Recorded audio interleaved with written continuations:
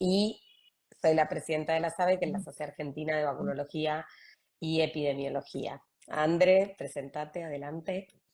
Bueno, muy buenas tardes, noches para los que nos están mirando y que se están sumando. Yo soy Andrea Uboldi, soy médica pediatra, infectóloga, soy vicepresidenta de SABE, integro la Comisión Nacional de Inmunizaciones, que es un órgano asesor en Argentina al Ministerio de Salud sobre vacunas, y actualmente soy secretaria de Salud del Ministerio de Salud de Santa Fe.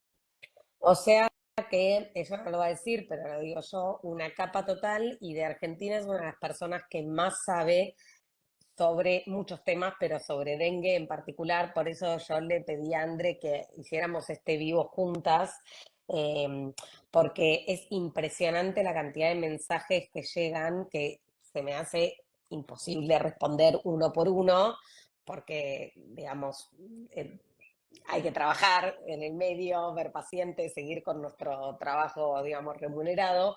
Entonces, bueno, nos parecía que de golpe hacer un vivo para responder estas preguntas que se repiten y que son frecuentes es la mejor herramienta. Va a quedar guardado, esto es un material que la idea es que después lo puedan compartir con quien quieran.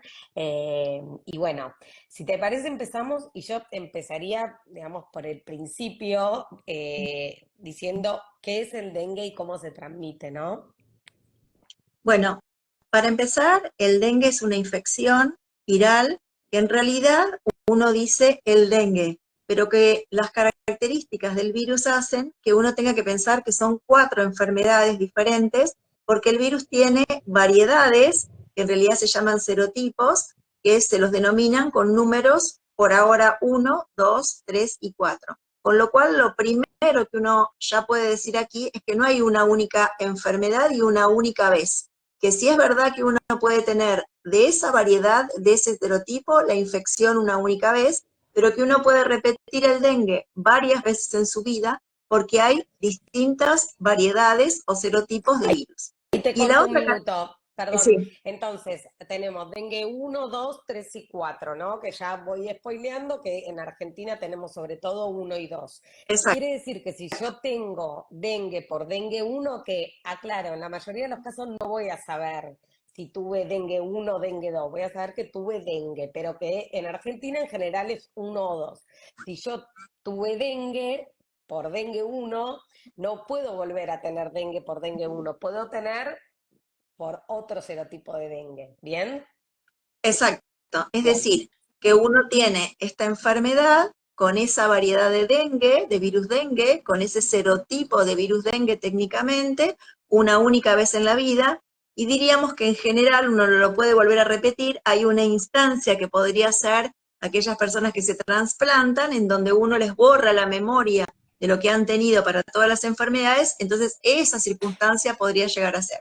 Si no, yo tuve esta infección por esta variedad de lo que está circulando en este momento y tengo protección de por vida para esa variedad, pero puedo repetir la infección por otras variedades, técnicamente serotipos de dengue. Y desde el Bien. punto de vista de la transmisión, que esto es muy importante, hay en esta enfermedad una transmisión intermediada o mediada por un elemento súper importante a conocer, que es el mosquito. Es decir, que no tengo como en gripe o en COVID la transmisión interhumana persona a persona. De modo que yo tengo una persona delante y yo soy la otra, en gripe o en COVID lo transmito persona a persona. Acá, mi persona que tiene la infección necesita un transportador, un mediador, un vector que se llama mosquito, de una variedad particular de mosquito, de una clase particular de mosquito, que se llama, para nuestro medio el más frecuente, Aedes aegyptis, que va a ser quien transmita el virus mío desde mi sangre al picar a otra persona humana en un determinado tiempo y le transmite la infección.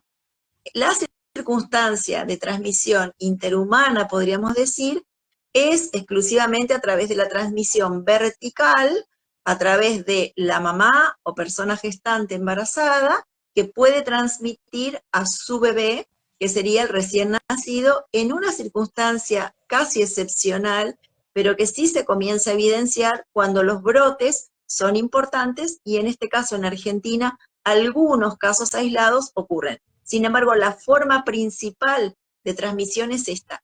Y aquí digo solo una cosa más. No es que el mosquito me pica a mí y te pica a vos, Flor, sino que el mosquito me pica a mí en un momento especial de mi cuadro clínico, cuando yo estoy con fiebre, porque ahí la concentración de virus en mi sangre es importante. El mosquito debe picarme porque necesita mi sangre para poder poner los huevos, el mosquito hembra, necesita un tiempo de 5 días dentro del cuerpo del mosquito para que la concentración de virus sea suficientemente importante en el aparato mandibular del mosquito, y luego de ese tiempo pica a otra persona, y ahí dependerá. Si ya tuve la infección, me picará y no pasará nada, o si no tuve la infección, me picará y me infectará. Luego después vamos a discutir qué síntomas presento. Bien, entonces ahí es súper importante porque venimos un poco con el paradigma, ¿no? De las infecciones respiratorias, de lo que es influenza o gripe, de lo que es COVID, incluso sarampión, que son estas gotitas que eliminamos al hablar, al toser, al estornudar. Acá tenemos a la Aedes, al mosquito como intermediario y, como bien decía André, no es una cosa instantánea. En general, en la etapa febril, que es la etapa más virémica, donde hay más virus circulando, es donde más chances hay de que ese mosquito que nos pica pueda, digamos, adquirir el virus y después, unos días después, transmitirlo a otra persona, para decirlo en lenguaje en criollo, digamos. Sí. Entonces, ahí antes de meternos en cuáles son los síntomas del dengue, si siempre necesito tener una confirmación diagnóstica de laboratorio y cuáles son las pautas de alarma, que lo vamos a hablar, me gustaría que si podés contar un poco qué estuvo pasando con los últimos brotes y por qué decimos que cada brote que tenemos es peor que el anterior, para entender un poco dónde estamos parados, Bien. ¿no? Bueno, en Argentina, por lo menos en las provincias del centro, que son las que en este momento están con mayor número de casos, cuando decimos centro es Santa Fe, donde yo vivo, es Buenos Aires, es Ciudad de Buenos Aires, Córdoba. En estas provincias, la aparición de los casos de dengue está condicionada casi principalmente por el hecho de que ingresa alguien en un escenario de viajero, que puede ser viajero del exterior de Brasil, de Paraguay, o incluso de otras provincias vecinas, como puede ser Chaco, Corrientes, y a partir de esa persona que viene de ese lugar donde hay muchos casos de dengue, introduce la infección en un lugar, como son nuestras provincias, donde este mosquito particular existe. Porque necesito tener un lugar donde el mosquito particular exista. Se sabe que ahora en Argentina estamos casi hasta la Pampa, inclusive, con mosquitos Aedes aegypti. Necesito alguien que venga con virus en sangre, que es este viajero que estuvo en un lugar donde el dengue es habitual, el escenario más complejo o más frecuente es Brasil, y necesito que quizá esa persona no consulte, pase desapercibida, y entonces los mosquitos que ya los tenemos piquen a esta persona y comiencen a desarrollar la enfermedad. Sí, las condiciones medioambientales son súper importantes, Flor, porque si la temperatura es alta y si la humedad es mucha y si las lluvias son muchas, tengo las condiciones propicias para que esta enfermedad se vaya difundiendo y se vaya extendiendo en el país. Por lo tanto, para este año particular, las temperaturas altas que tuvimos aceleran el ciclo de reproducción de estos mosquitos. Y el fenómeno del niño que nos digamos, llegado a cada una de estas localidades con estas tormentas tan fuertes de agua, por supuesto, determinan también esta situación de predisposición a que el agua se acumule en distintos espejos chiquititos de agua, desde hojas hasta tapitas, hasta cacharritos. Pensemos que no necesito una pileta, necesito pequeños espejitos de agua que a veces pasan desapercibidas en mi vida diaria, en mi patio, en mi terraza, en el balcón, en mi espacio de trabajo, y ahí entonces la hembra encuentra agüita bastante limpia que le gusta para depositar entre la interfase del agua y de la pared del recipiente los huevos en una cantidad súper interesante, que son los que van a nacer. Los mosquitos que nacen de esta hembra, si esta hembra no se infectó, nacen mosquitos sanos. pero si esta hembra había picado a alguien que estaba con infección, estos mosquitos reciben de su madre, por así decirlo, o de la hembra mosquitos, ya el virus y por lo tanto ya nacen infectados. Entonces, es súper interesante que estas infecciones están condicionadas por el medio ambiente y también están condicionadas por el hábito cultural nuestro. Si yo produzco mucha basura, si guardo muchos recipientes, si no saco la basura, si no tengo mi patio limpio, si no tengo acceso al agua potable, si tengo una urbanización en una ciudad desordenada, donde los espacios linderos a mi casa, o si tengo desprolija mi propia casa, con techos con las canaletas que se tapan, con elementos de desagüe no destapados, todas estas condiciones de clima y de cambio climático y de tropicalización y de desorden ambiental favorecen que estos brotes se desarrollen y que la difusión de este brote implique el abarcar a mucha gente cada vez más. Incluso es súper interesante lo que decís, porque digo, hay algo que tiene que ver con lo global y con la aparición incluso de dengue en provincias de Argentina y en países del mundo donde antes no había.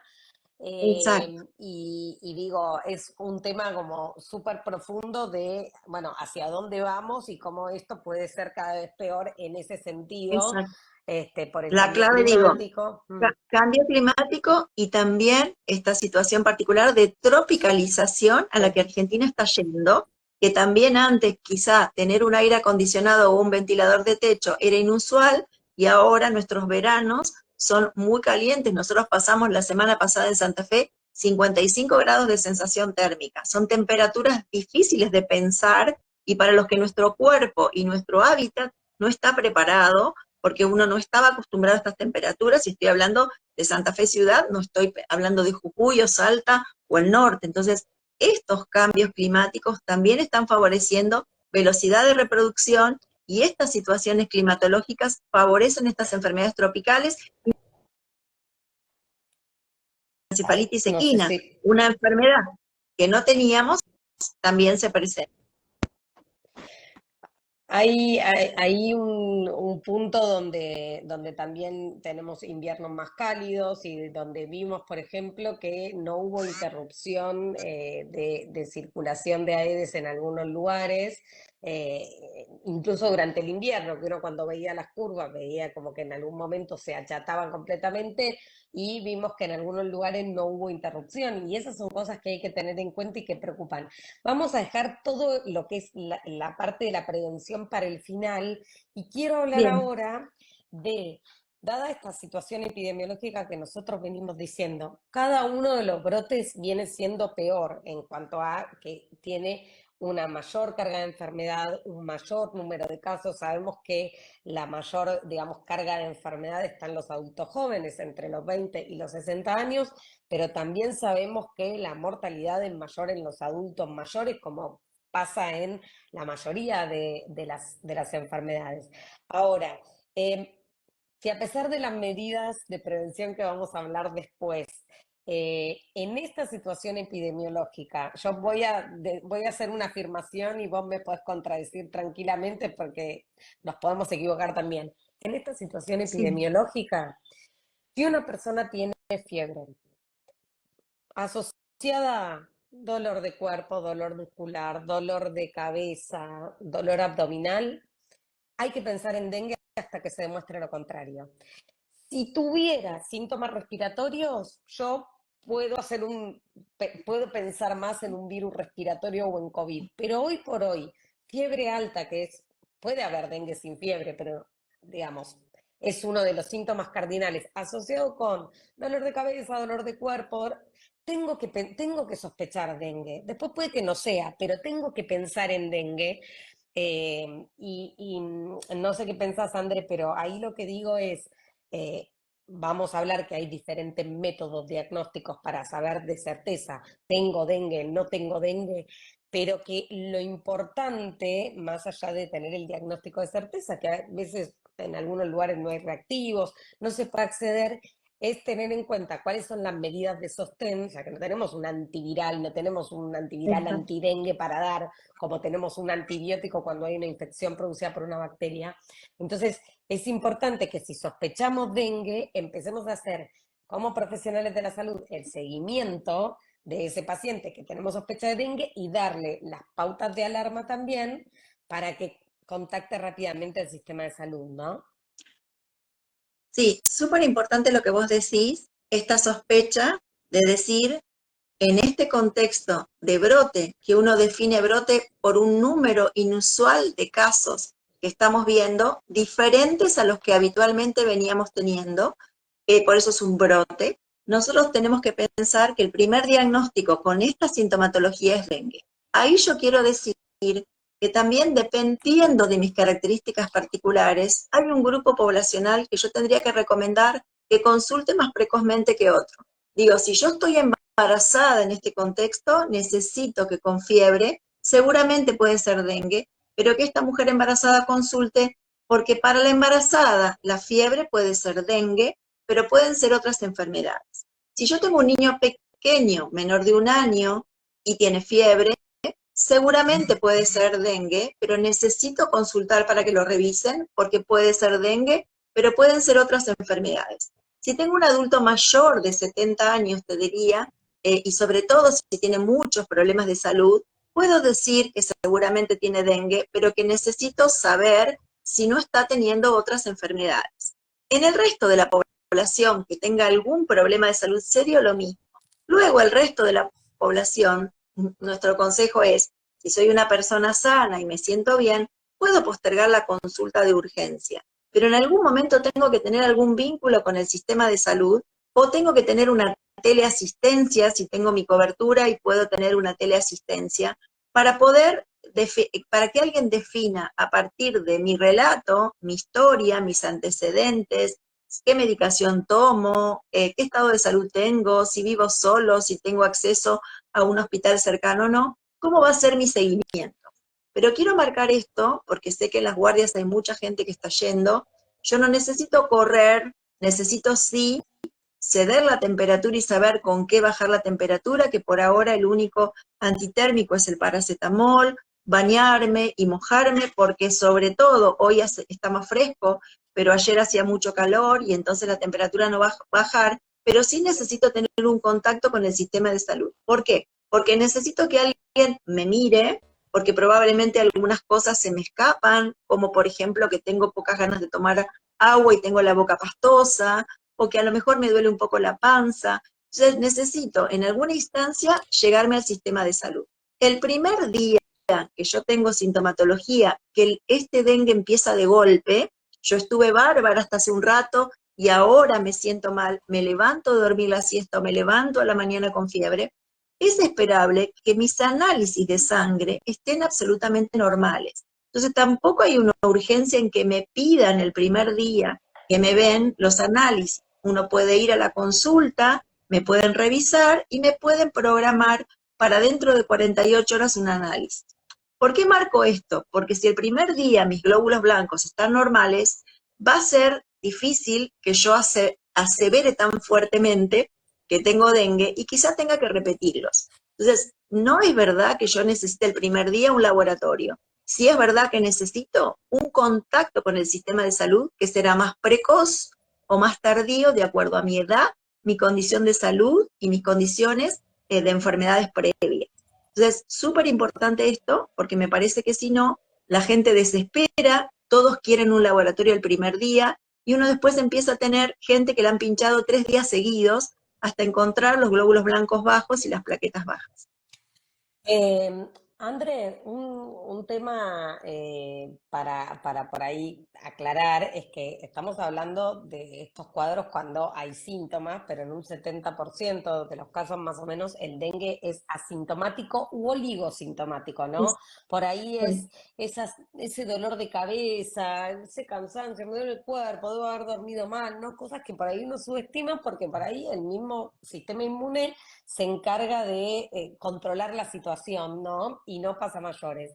Pero hay un 25-30% de los casos que el cuadro es más florido y da estos Bien, síntomas que por ahí me gustaría como recalcarlos para, digo, ¿cómo sé si tengo dengue? Bueno, habíamos dicho, la fiebre en general es fiebre alta, cuando está presente suele ser fiebre alta, que puede ser 39, 40 grados, dolor de cabeza, dolor detrás de los ojos, dolor muscular. La gente lo describe como, o sea, nunca me sentí tan mal, o sea, como esa falta de energía, falta de apetito incluso muchas veces, puede haber dolor abdominal.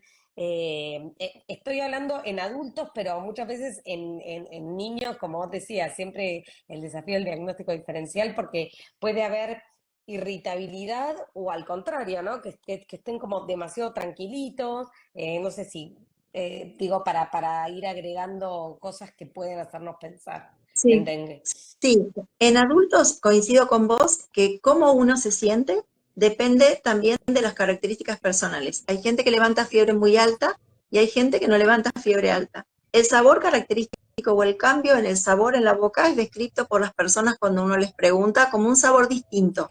Eso hace que no tengas ganas de comer y algunos han tenido el año pasado también muchos cuadros con dolor de panza que cede acompañado a veces de ganas de vomitar y de también diarrea. Y lo que nosotros vemos muy frecuentemente es un salpullido.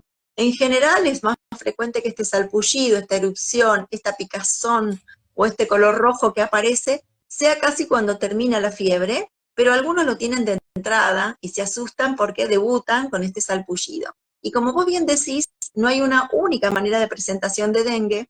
Sí, lo que estamos viendo es los que están con muchos síntomas, es la gente joven y la gente adulta.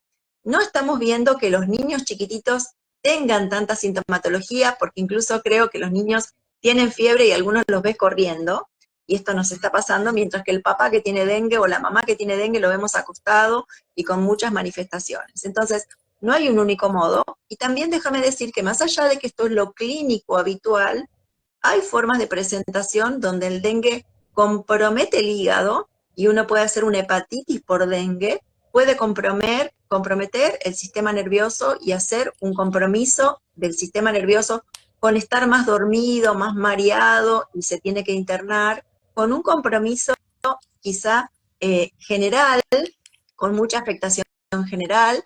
Entonces, no hay una única presentación del dengue, sí estamos viendo que la gente joven es la que más se siente peor, pero esto también es personal, y estamos viendo que los niños pequeños, como vos bien marcabas, diferenciaría.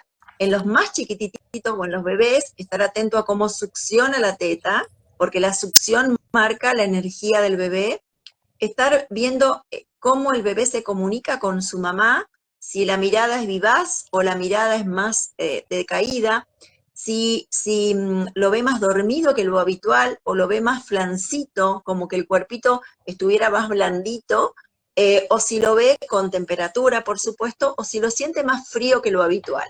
Estos son elementos importantes en el más chiquitito, te diría en el menor de 6 meses o menos, porque son pautas que hablan de que el bebé está teniendo una infección. Sin duda podrá ser dengue, pero es súper importante que en un bebé menor de 6 meses, con algunos de estos elementos, baja temperatura o temperatura, palidez, medio amarillito si hace poquito que nació, succión débil, más dormidito o muy llorón, yo tengo que sí consultar a la brevedad con urgencia porque es un bebé muy chiquitito y que tengo que poder tener un diagnóstico rápido.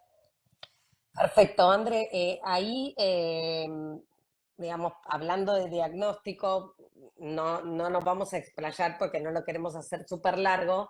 Decir que dijimos que los primeros días, en general, los primeros 6, 7 días, que es donde suele haber fiebre y donde hay virus circulando en sangre, bueno, tenemos métodos directos de diagnóstico, que puede ser PCR o puede ser el antígeno NS1, y que pasada, digamos, la semana, lo que se suele pedir es serología. Pero hacemos la aclaración, o sea, en el contexto epidemiológico actual se puede hacer el diagnóstico clínico y no necesito tener sí o sí la certeza. Lo que sí necesito es que si yo pienso que esa persona tiene dengue, le voy a recomendar que baje la fiebre o calme el dolor con paracetamol, no con ibuprofeno ni con aspirina, porque por el mecanismo que tienen, digamos, el mecanismo antiinflamatorio, más la plaquetopenia que puede producir el dengue, eso puede hacer, hablando mal y pronto, que haya más riesgo de sangrado, ¿no? Que la sangre esté como Exacto, más líquida, vamos a decirlo así, exacto. para, digamos, después voy a compartir un video que yo ya compartí donde Sí, explican, los chicos de Tomátelo Conciencia, explican sí, bien por qué es que no se puede exacto, ni aspirina ni ibuprofeno, entonces la fiebre y el dolor, paracetamol, reposo porque seguramente lo van a necesitar, porque no van a tener, digamos, energía para estar haciendo cosas, pero en general se recomienda eso. La hidratación, ¿sí? Tomar mínimo 2 litros de agua por día, algo que vos decías en este video que yo compartí y que muchos compartimos, es mirar el pis, porque si el pis está muy exacto. oscuro puede ser un signo de deshidratación.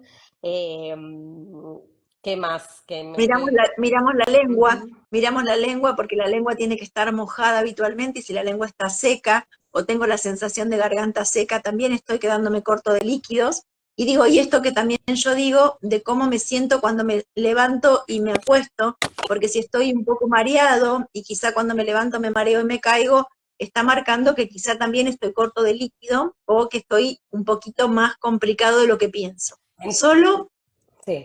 para mencionar lo que dijiste del laboratorio, porque veo varias cuestiones que están vinculadas con las plaquetas, es una enfermedad que baja los glóbulos blancos bastante y bastante asusta mucho, porque digo, uno tiene un valor normal entre 5.000 y 10.000 en un adulto, y uno puede llegar a 2.000 blancos, 1.500 blancos. Y baja las plaquetas, que el valor normal es 150.000 a 300.000, y podemos tener plaquetas de 40.000, de 30.000, de 50.000.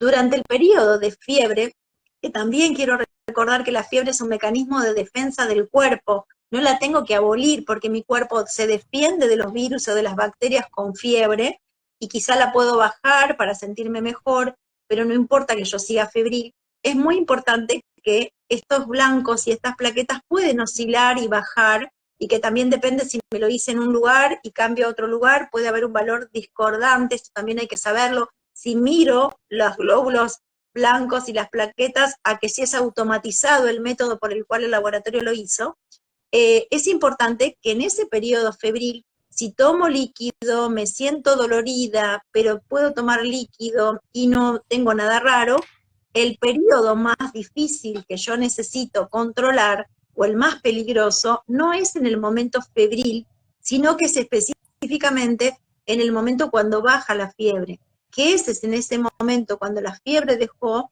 de aparecer, las primeras 24, 48 horas, donde ahí sí necesito mucho revisar cómo me siento. No apresurarme a decir ya no tengo fiebre y salgo corriendo a hacer todas las actividades, porque esas primeras 48 horas tengo que controlar muy bien, porque está estudiado que en ese momento pueden aparecer las complicaciones del dengue grave, digamos, vengan con vómitos, que me empiece a aparecer sangrado en encías o sangrado de nariz o sangrado ginecológico, quizá tengo menstruación, una menstruación más abundante que la que habitualmente tengo, o un pis con un color que no comí remolacha y me aparece rojizo.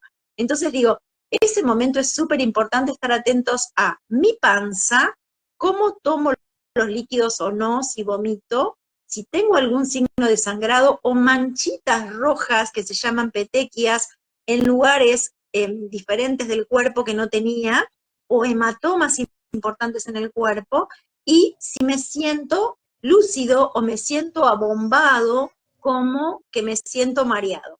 Ese momento, si algunos de estos signos aparecen, debo ir urgente a la guardia más cercana porque estoy con algunos parámetros de gravedad de dengue.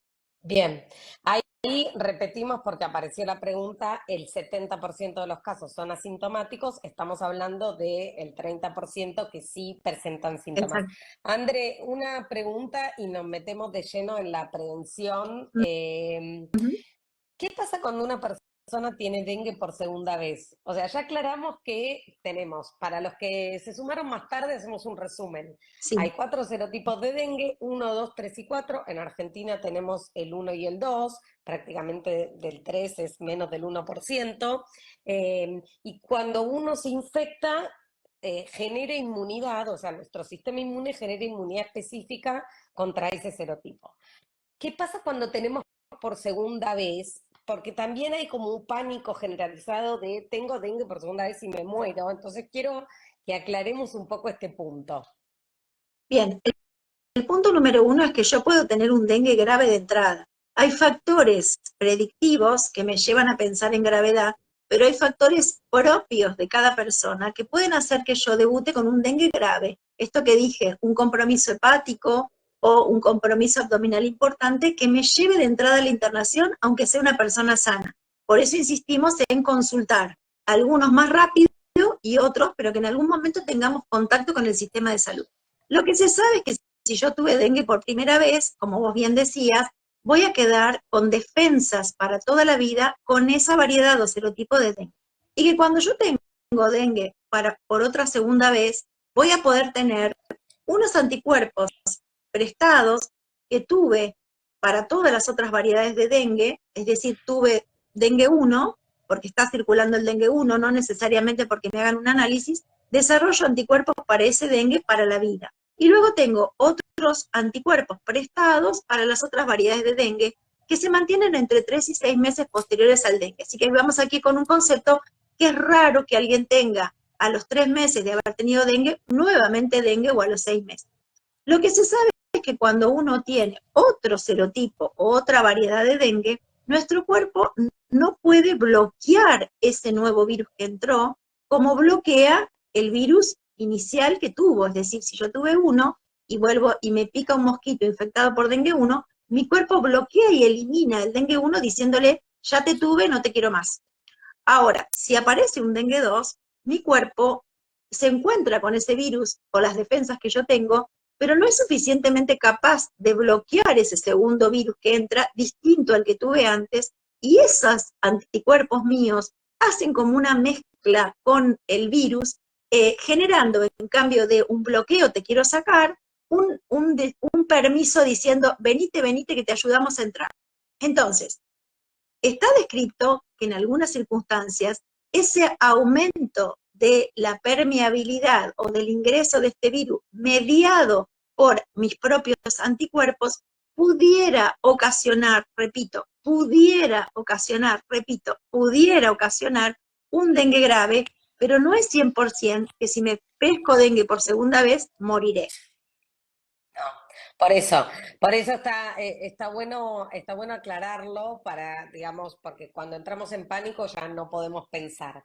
Algo que quiero decir, que no dijimos, que es sobre todo los primeros 7 días, que es cuando está la viremia y todo, pero en todo momento, la persona que tiene dengue tiene que ponerse repelente para Sí, evitar justamente picadura de mosquitos que puedan transmitir a otra persona. Y los demás también, o sea, el repelente, porque así ya nos empezamos a entrar en el tema de la prevención. Yo, como sé que hay muchas preguntas de la vacuna, voy a resumir todo lo otro, vos agregá lo que quieran, lo voy a resumir sí, para adentrarnos en el tema de la vacuna, pero lo que quiero decir es, el repelente que recomendamos es el que tiene DEET, que es dietiltoluamida.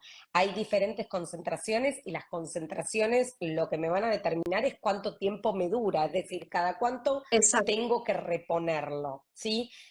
La Sociedad Argentina de Pediatría aprobó el uso de este repelente desde los 2 meses de edad y se puede usar el mismo para toda la familia, ¿sí? O sea, no es que tengo que comprar uno porque tengo un hijo de 5 años, otro porque, o sea, se puede usar el mismo. Por supuesto que eh, lo vamos a usar cuando vamos a salir al exterior o si tenemos una ventana abierta o lo que sea. No es que me voy a poner repelente para irme a dormir, al contrario, o sea, el repelente se usa cuando vamos a estar en contacto con el exterior, usamos espiral, usamos las pastillitas estas, ahuyenta mosquitos, usamos para los bebés menores de 2 meses que no pueden usar repelente, usamos el tul el tul. mosquitero que se pone en el cochecito. Es decir, hay un montón de estrategias, pero que es importante que no nos olvidemos del uso repelente.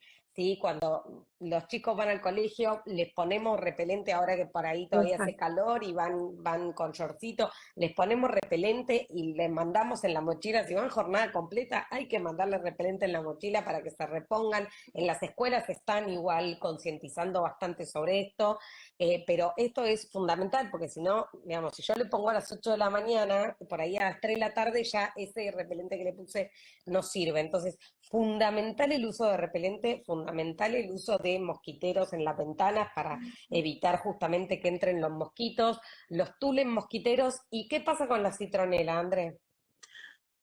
Bueno, de la citronela es un ahuyenta mosquitos, por así decirlo, para que la gente comprenda, interesante, pero para esta situación de brote es poco práctico, porque la duración de la citronela es de 1 hora. Entonces yo debería renovar la citronela o el aceite de citronela cada hora. Por lo tanto, no es práctico en este contexto de brote, porque no me permite postergar la aplicación, y la verdad que nadie conozco que cada hora se pueda poner citronela. Y lo que vos bien decís es, porque hay algunas preguntas, los que conocemos en anaranjado y verde cambian en la periodicidad de aplicación. El verde es cada 6 horas, su duración aproximada, y el naranja es entre 3 y 4 horas. Y también yo elijo qué es la actividad que voy a realizar, porque cualquiera de los dos me puede servir. La única diferencia es que con uno me olvido o postergo más rápido la aplicación. Y otro elemento importante que también está descrito es que el perfume atrae los mosquitos. Así que cuando viene el verano, yo en lo personal me saco el perfume y después de bañarme, en cambio de ponerme perfume, me pongo repelente antes de salir. Porque uno atraviesa distintos lugares de la ciudad donde uno tiene el transporte público, donde uno va a una oficina o va a un negocio. Y ahí no puedes saber si me encuentro con un asintomático en este momento o alguien que está con fiebre, pero que se tomó un paracetamol o un ibuprofeno y sigue trabajando. Y también lo que vos decías, es de súper buena práctica que en los colegios, en los negocios, en los espacios de trabajo, nosotros tengamos aparatitos ahuyenta mosquitos, porque mucha gente llega al lugar y alguna tendrá repelente y otra no, y es importante también esto. Así que este es el concepto, y también regular cuándo le pongo repelente a un niño pequeño. Como vos bien decías, si voy a salir rápido, le pongo el tul sobre el cochecito, no le pongo repelente. Pero si voy a postergar porque tengo que hacer varios trámites y tengo que salir con mi niño o niña, ahí sí puedo utilizar el repelente colocándomelo yo en las manos y esparciéndolo sobre el cuerpito del niño, tratando de evitar, por supuesto, la zona de la boca y las zonas de las manitas. Muy bien. Entonces, digamos, del repelente no hay duda. El tema del descacharrado ya lo mencionamos, pero es algo que tenemos que sostenerlo todo el tiempo. Recuerden también los Sí, bebederos de las el, mascotas, exacto. las El aire tapitas. acondicionado, el aire acondicionado y el frasquito que ponemos, digo, recuerden que el mosquito es súper inteligente y necesita un humano para alimentarse. Si yo soy el ser humano que tengo acá, ¿para qué me voy a volar a otro lado? Por lo tanto, lo tengo en casa. Por eso es tan importante eliminar todos los lugares donde este mosquito que vive conmigo, que se pegó a mí porque dijo, te quiero y te puedo seguir chupando la sangre para seguir poniendo huevos, no se va a mover de acá. Entonces, súper importante es esto de que los elementos que yo elimino en mi casa son solidarios con mi familia. Trato de lograr que el mosquito no se reproduzca para que mi familia que vive conmigo no se pesque dengue, para los que me vienen a visitar a casa a tomar mate o a tomar algo, o a visitarme, o a la niñera o la señora que trabaja en casa o el vecino, no se lleven de regalo en la visita una picadura de mosquito. Y otra cosa que quiero marcar es que este mosquito no se siente. Si uno interrogara a las personas para preguntarles si sintieron que los mosquitos las picaron antes de tener dengue, la mayoría de la gente no recuerda haber sido picada por un mosquito. Incluso en los brotes, cuando hemos ido a algunas localidades, la gente dice, ¿cómo puede ser que haya dengue si acá no hay mosquitos? Es decir, que no es un mosquito que te pique y te deje una roncha, como otro tipo de vectores. este mosquito no se siente cuando te pica, entonces nadie tiene que ni buscar la picadura del mosquito para pensar que se contagió, ni perseguir los mosquitos por el aire para capturarlos y llevarlos en un frasquito como algunos nos traen, para decir, este mosquito es un dengue o me picó un dengue, ¿sí? Claro. Totalmente. Bueno, vamos a meternos en el tema de la vacuna. Como el tiempo es limitado, vamos a hablar de la vacuna que tenemos hoy por hoy disponible, que es la vacuna del laboratorio japonés Takeda, que se llama Kudenga. Eh, Probablemente cuando tengamos otra vacuna hablaremos de la otra, digamos, pero hoy por hoy, solo para introducir y te dejo a vos, es una vacuna que está aprobada por ANMAT desde el año pasado, desde los 4 años. La aprobación de ANMAT va igual que la aprobación de la EMA, que es la Agencia Europea de Medicamentos, desde los 4 años. Cubre contra los cuatro serotipos de dengue y se puede aplicar tanto en personas que tuvieron dengue como en personas que no tuvieron dengue. No hay indicación de pedir análisis de sangre para ver si tuve dengue, me la aplico, si no tuve dengue no me la aplico. No hay necesidad porque la eficacia y la seguridad están demostradas en ambas poblaciones, en aquellos que tuvieron y en aquellos que no tuvieron. Es una Mira, aquellos vacuna que no, una vacuna a virus vivos atenuados, para que se den una idea. ¿Vieron fiebre amarilla, varicela, triple viral? Son otras vacunas a virus vivos atenuados. Bueno, es una vacuna a virus vivos atenuados. Tiene contraindicaciones que a grandes rasgos son tres: embarazadas, mujeres en periodo de lactancia y personas inmunocomprometidas. Esas son contraindicaciones hoy por hoy absolutas, ¿sí? Entonces, no es una vacuna que esté en calendario todavía. Hoy por hoy está en el ámbito privado y la indicación es individual. Hay dos provincias, que son Salta y Misiones, bien digo, que compraron vacunas para determinados departamentos de sus provincias como una estrategia, digamos, una campaña provincial. Esto es un tema que sí lo quiero decir sin entrar en detalles, pero sí se está pensando la estrategia y discutiendo en caso de que se incluya calendario para quiénes. Pero esta fue solo la introducción, André, te dejo a vos. sí, algunas observaciones que uno tendría que tener en cuenta, como vos bien decís. Es una vacuna de recomendación individual que por ahora no está disponible en forma gratuita. Y en esa recomendación individual, uno, como profesional, tiene que sentarse con la persona para analizar qué características tiene esta persona, como vos bien decías, que no tenga ninguna contraindicación para recibirla. Si no tiene ninguna contraindicación para recibirla, también tengo que ser claro con respecto al rol de la vacuna en esta situación de dengue. Cabe la posibilidad que yo me ponga la vacuna, invierta el dinero en la compra de la vacuna y que a las 48 horas tenga dengue.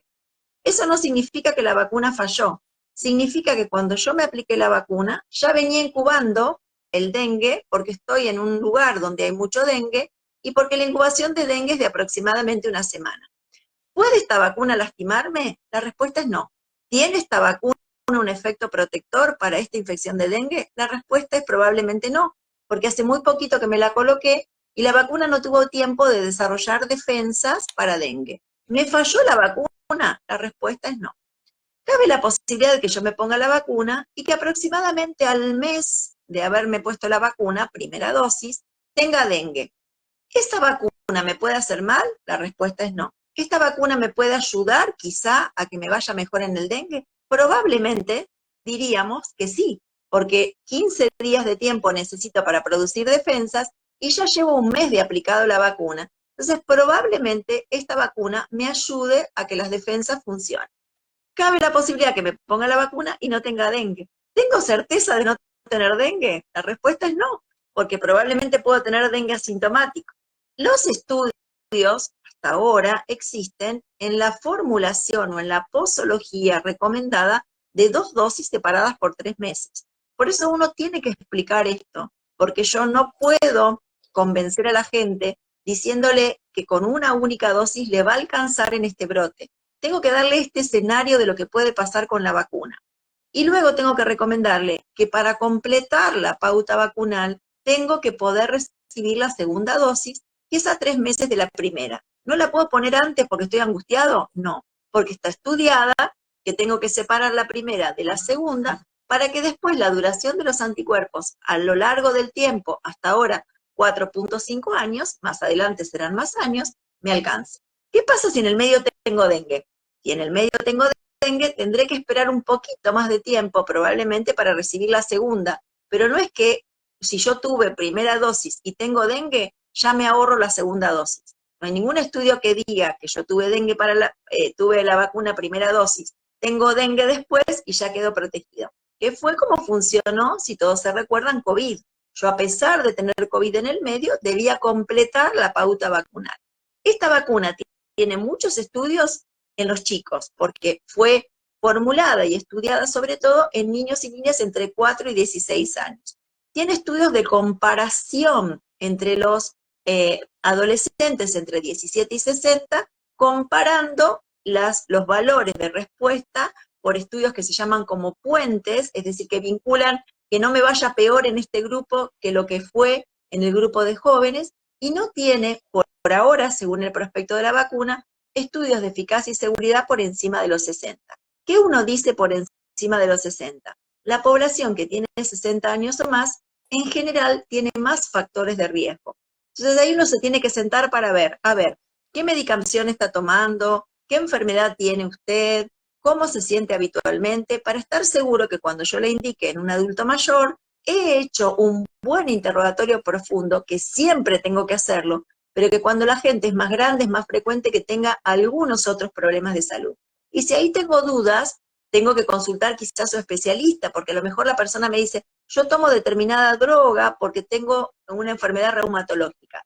Hay drogas que no son problema y hay algunas drogas para enfermedad reumatológica que sí son problemas. Entonces, uno tiene que saber bien qué medicación la gente toma, cuál es su situación de salud previa para esta indicación y explicar esto. Por ahora los estudios en mayores de 60 no están publicados, pero Argentina la tiene aprobada independientemente de la edad. Claro, bueno, eso es súper importante aclarar porque el prospecto aprobado por ANMAT es desde los 4 años y no hay un límite superior de edad. Entonces, por eso, y aprovecho para decir que porque me llegan un montón de mensajes, tengo 75 años, tengo diabetes, me vacuno, y yo digo, el día que digamos que yo o que cualquier médico le digas una recomendación individual a través de una red social, estamos haciendo las Estamos cosas equivocados. mal, estamos Exacto. equivocados, porque eso implica, como bien decías, André, tener una conversación y conocer en profundidad al paciente. O sea, yo con mis pacientes que puedo hablar en el consultorio, que conozco sus antecedentes, les puedo dar una recomendación, les puedo incluso hacer la orden médica para que les salga más barata la vacuna, porque hay obras sociales y Exacto. prepagas que hacen el descuento, pero digamos, lo importante es decir, la edad no es una contraindicación, hay que evaluar en cada caso, no hay señales que nos preocupen en cuanto a la seguridad, ¿sí? Entonces, hay que evaluar en cada caso. Yo lo resalto porque me lo preguntan un montón y a Exacto. veces, o sea, realmente contestar eso sería una irresponsabilidad.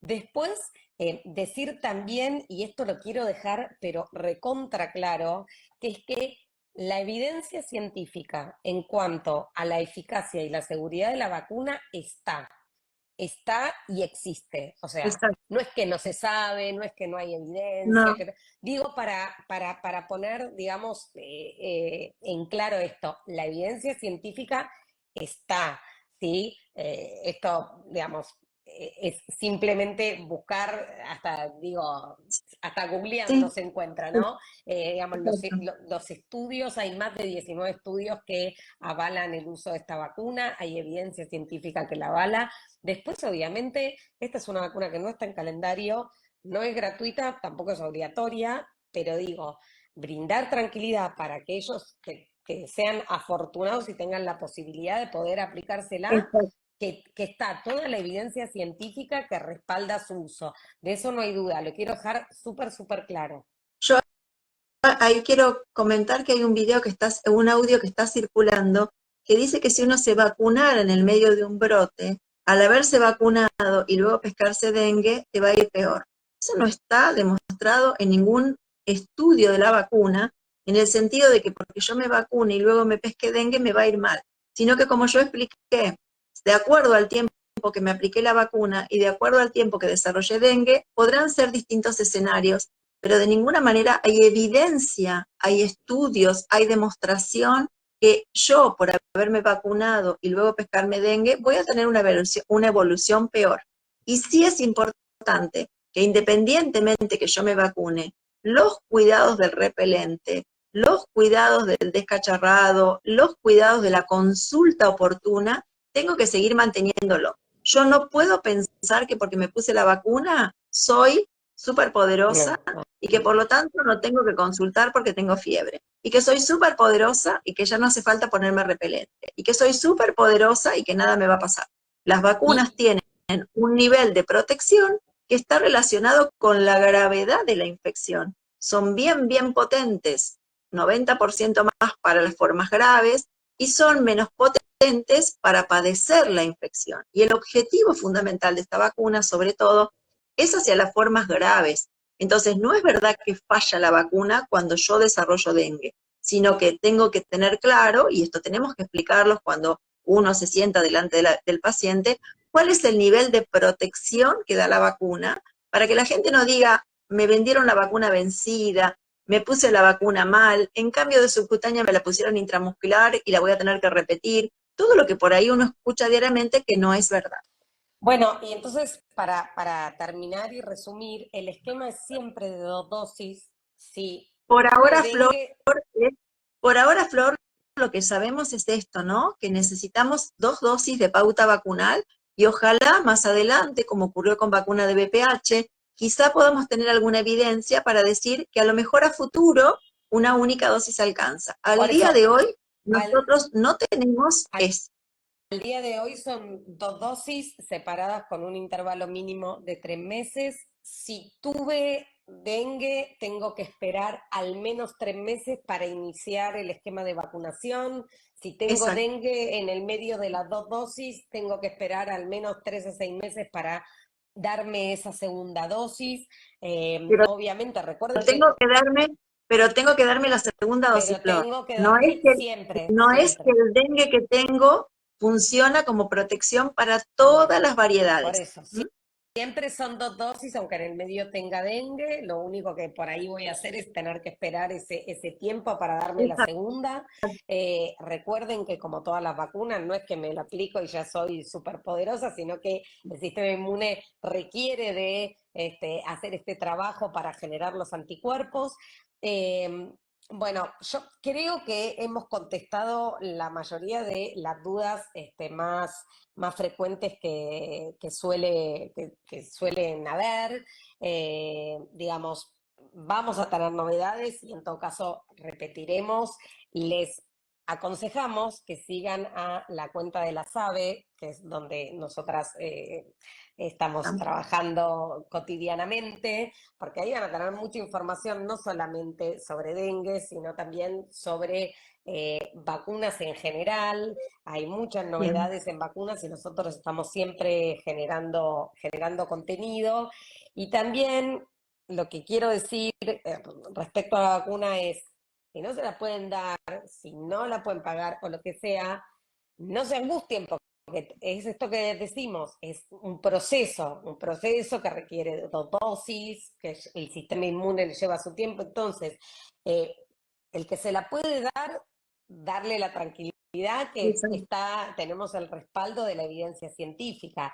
Si no, volvamos a los métodos de prevención que usamos siempre y que sabemos que son efectivos, que es el uso de repelente, el descacharrado, el uso de mosquiteros, el uso de pastillas antimosquitos, ¿sí? Y ojo, porque este audio que hablaba André, que se viralizó, que si ustedes se fijan, dice reenviado muchas veces, causó mucho pánico en mucha gente y le generó angustia a mucha gente. Entonces son audios donde se hacen hablar como expertos y dicen las cosas con un tono, con una seguridad que genera dudas. Entonces nosotros, la idea de este vivo es traerles información bajar un poco, digamos, el nivel que hay de preocupación, porque bueno, es genuino, es verdad, estamos en Exacto. un brote de dengue, nos tenemos que recontra cuidar, pero tampoco desesperarnos.